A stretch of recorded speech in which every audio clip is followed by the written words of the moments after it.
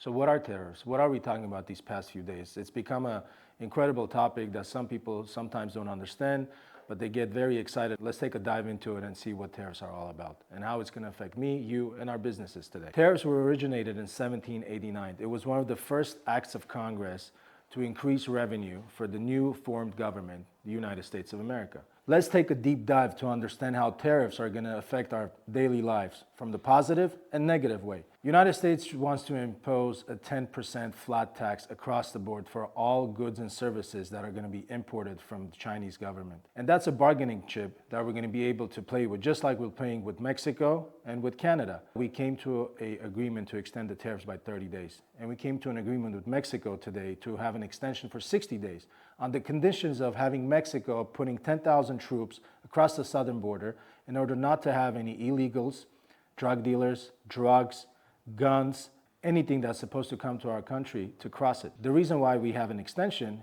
is because it's a bargaining chip, as I mentioned just moments ago.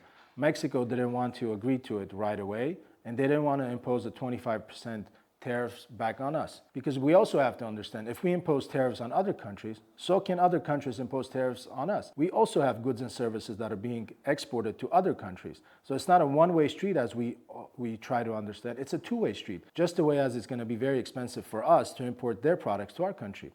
One very important fact I want you to understand.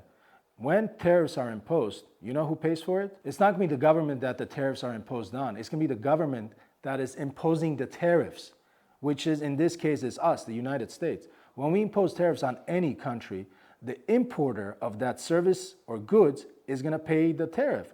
And if the tariff is paid by the importer, guess what the importer is going to do? The importer is just a businessman like you and I. They're going to pass that cost back to the consumer. The consumer is going to pay for that. Again, that's going to be me, you, and your family.